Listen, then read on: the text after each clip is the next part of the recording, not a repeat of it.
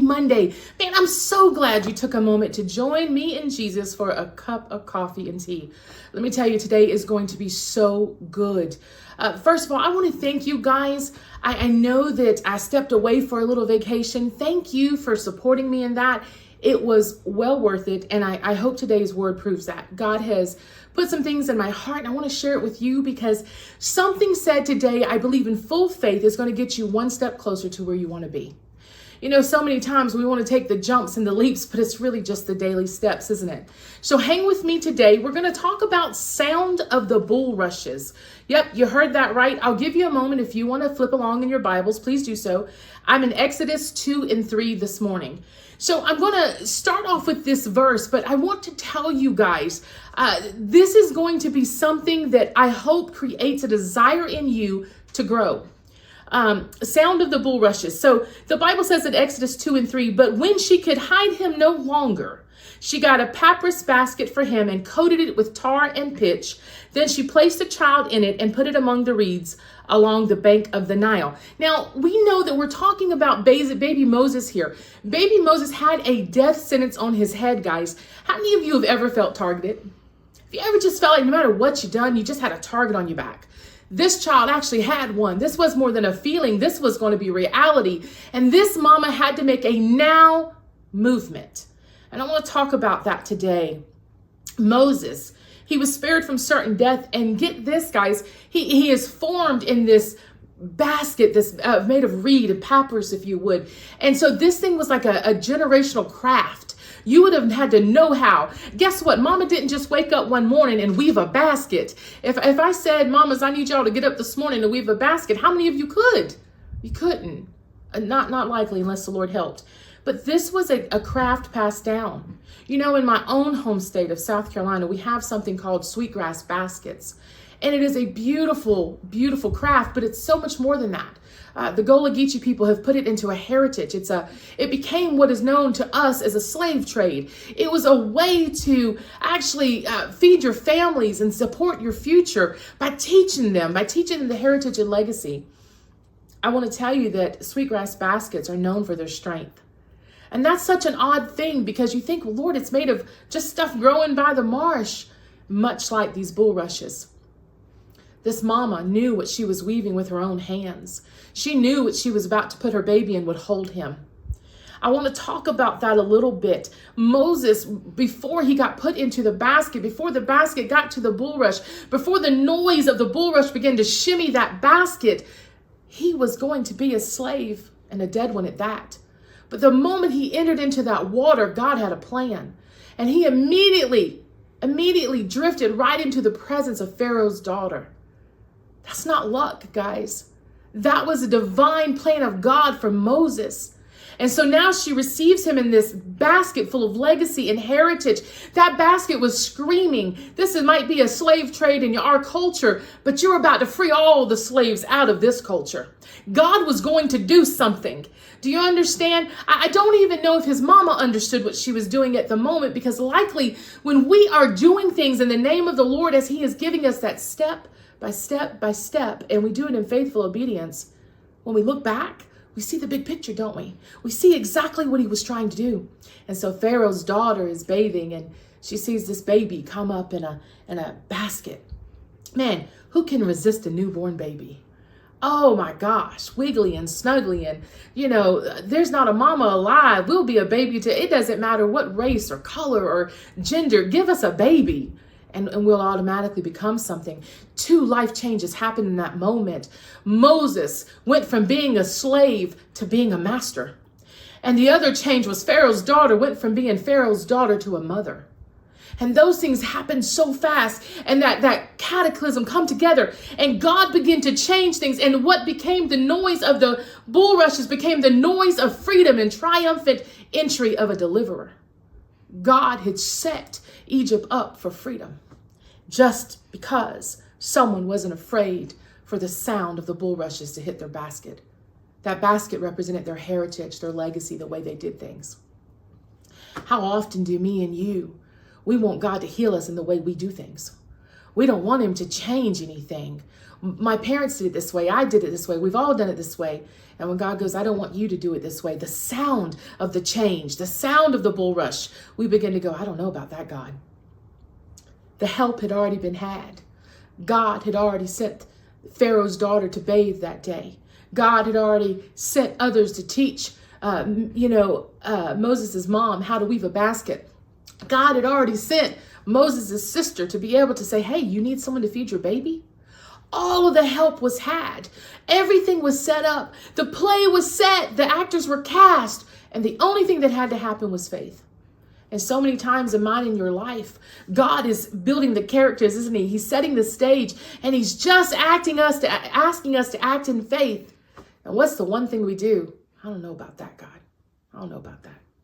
Man, today I want to encourage you. So had Moses been raised a Hebrew, had allowed that, if there was no death sentence over his head, he would have still been a slave. So many times, I feel the Lord. So many times we will settle into our slaveries to whatever it is. We'll say, well, it's not as bad as death. It could be worse. I've had it worse. So I'll stay here in this comfortable place, even though I'm still in bondage and slavery. I will tell you, the word says anything that masters you is your master. And there's so many times that we're sitting today in relationships that don't honor God. You ever looked over at the person next to you and you go, this person is completely controlling me. This is my master. I am a slave. I've had that moment. Have you ever had that moment? That's humbling to admit. People see my strong personality and go, how did that ever happen to you? Same way it's happened to you. We often get in situations and we think, well, it's better than something we've had before, or at least it's something which is better than nothing. And if this world doesn't stop settling for the crumbs from the table when we have inherited the bread of life, we will always be a slave to somebody. And so the Bible goes on, and he's very, very clear in this. The Bible begins to talk to us about, hey, I had a plan for Moses. Hey, this is what it looked like. And that mom, she seemed like she was full of faith. She had it all together, right? I don't know about that. Imagine the moment when she crouches down and she looks at her little baby and she thinks, Lord God, I hope I'm making the right decision. And she tucks him and she must nestle him in this basket because, he's wiggly at this point. He's at that stage where he's at that, 3-month mark. She couldn't hide him anymore. And, they start to make noises and do all the things that babies do. And I don't know about the reeds where you come from, but I lived on the coast, and where I come from, there were things in the reeds. This was the reeds of the Nile. You likely had animals, you likely had elements, you likely had insects, you likely had things, and she had to go. But this God that I've read about, that I've heard about, that the prophets tell me, this God has got to be the same God that can protect my baby just a little ways across the water. So many of us may be like I find myself today, and I'm the parent of an adult child. That's different. Now I don't get to go. I'm going to keep my baby in a basket. I'm going to hide him in my room until, it's safe to come out. Now I get to go, this same God that I have trusted the whole time, through pregnancy, through delivery, through the raising, this same God has to be the same God that can take my child from the bulrush to the blessing. This same God has to be the same God that can carry her in the basket of generations, and the blessings of my life, the blessings of those before me can also be inherited to her, and it can get her to where she's supposed to go. I want to tell you this morning, I don't know who's listening, but don't be afraid of the sound of change. In one moment, Moses would have been spoken to as just common trash. He could have been hit by any guard. He could have been killed by Pharaoh. He could have been dishonored or shamed in any way. And in one moment, he became someone of the household of Pharaoh, the most prestigious home to live in the entire place. In one moment, one act of faith and courage, your entire life can change and be shaped. And so many of us, when we begin to see the change, we start to get a little nervous, but we begin to hear the change. Some of us may be like this. Instead of having people talk to us with no respect, we may have people start to go, what do you think about that? Would you pray for me? When you have been raised in slavery and bondage, that's terrifying. Freedom is terrifying to people that have been raised in such a way that their voice didn't count nor matter. And now someone wants to know your opinion. And now someone wants to know how you feel. And now someone wants to know your experience. And they say things like, tell me your story. I get to share my testimony more than I deserve. I get to share my testimony in so many places, and I'm so blessed. And a whole long time ago, I made a decision that, it was my story for his glory. I didn't have a right to say no. There's nothing on my testimony that I won't share. And I have to be honest with you, there's times that I share it and it still hurts. And the stink still stinks, and the mud is still mud, and the dirt is still dirt. And I wish I could clean it up. I wish I could say, this is the way I woke up. I've always been her. Maybe on the inside, I always wanted to be. But my outside was really affected. Life had really affected me. And so now as we begin to look at Moses' life being changed and affected, it also changed and affected the lives around him, didn't it? Mama got her a job being a mama. Mama's now going to get paid to be a mama to the baby she wanted to mama anyway. Who works that out but God? This mama who must have thought to herself, Lord, help. I'm sending my baby into the unknown. I have no idea if I'll ever see him again, be a part of his life. I don't know. And in an instant, out of wisdom and faith, God had made a move for her to still raise that baby. I want to tell you something. We'll trust God to handle our burdens, but we'll hold back from him when it comes to handling our blessings. See, that mama trusted him to handle her blessing, and so she got to be involved in some of that. I want to talk to you about his heart this morning. His heart is not to get you into such a place of fear just because things are changing. Change can be super scary, guys. And I want to tell you, if you're young and you're listening to me, you're going to change several times. I want to tell you, if you're old and you've never changed, you probably need to. Here is the thing. We're steady moving. The Bible says we're going from glory to glory to glory. That's much like a ladder. And if we're not taking a step here and there, where are we really going? We don't often think of lukewarmness as not moving or being resistant to change. I want to tell you that is the predicator of lukewarmness, is when I say to myself, I don't want to change. I don't want to move in that area. I don't want to do this. I don't want to develop that skill. I don't want to testify in the churches. I don't want to be the prayer warrior. I don't want to be the person people come to. I don't want to have to. All of those I don'ts and those preferences will get in the way of the prophetic call and mantle on your life. Prophets don't have preferences. I can tell you right now, I've preached in the cave, I've preached by the river, I've preached to the friends, I've preached to the enemies. I've preached when they clapped, I preached when they shamed. It doesn't matter. It doesn't matter. But I've always given the word of the Lord in the time and the season in which he told me to do it. Why? Because I say this all the time. We're going to die either way. Nobody's getting out of this thing alive unless it's the rapture. We're going to die either way, but I'm going to die trying.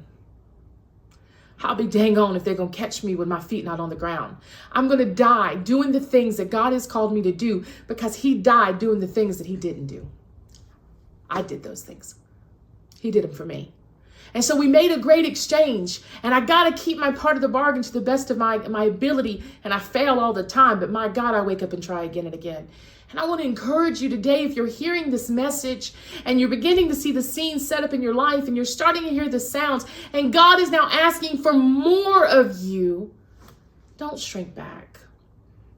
Don't go back to that part of yourself that says, I'm not worthy. I have nothing to give. What can I offer?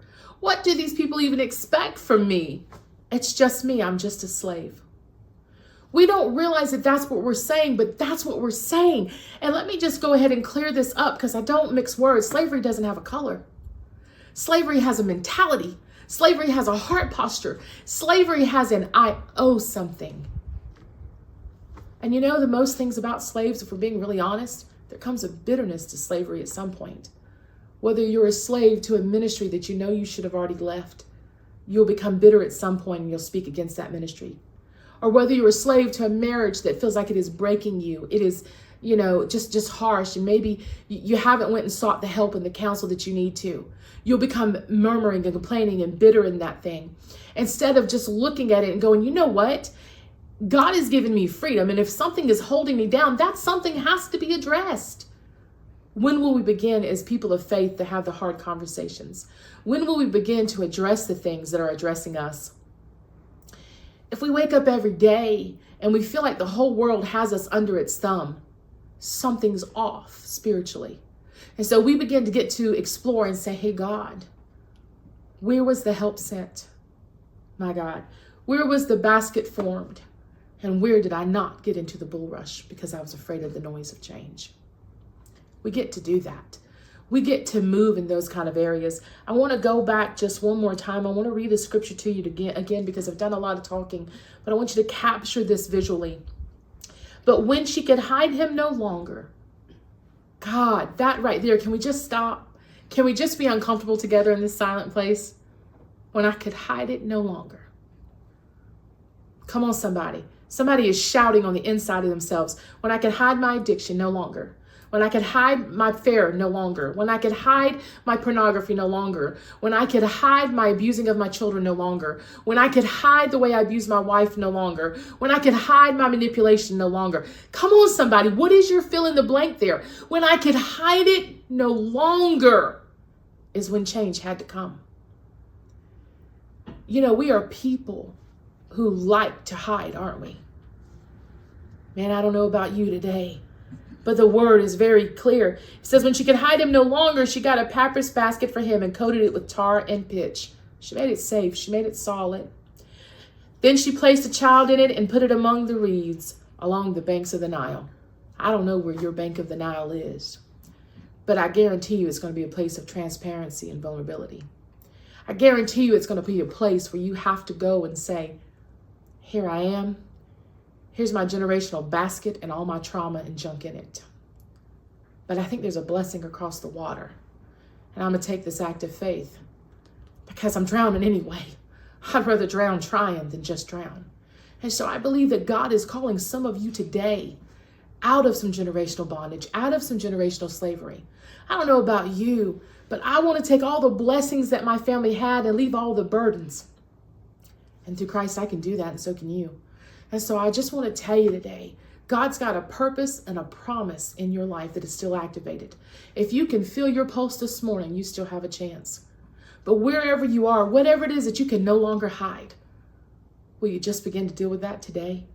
Take it to the Lord, take it to your pastor, take it to a trusted prayer warrior at your church, but take it somewhere so that you can begin to hear that sound, that glorious, triumphant sound of the rushing of bulrushes that are sure to bring change into your life. And my God, aren't you ready for something to spring forth out of a desert and a dry land?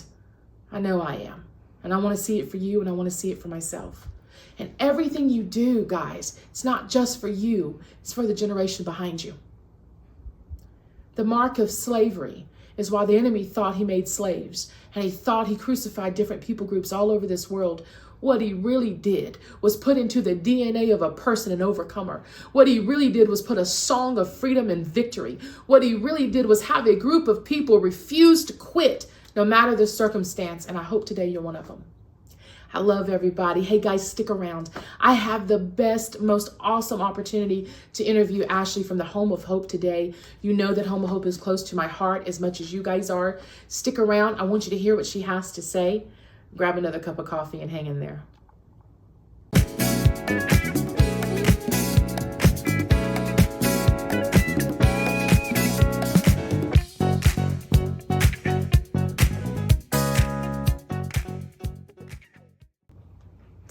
Hey guys, thank you for coming back around. Listen, I got a special guest with me today. She is near and dear to my heart. She's going to warm your heart.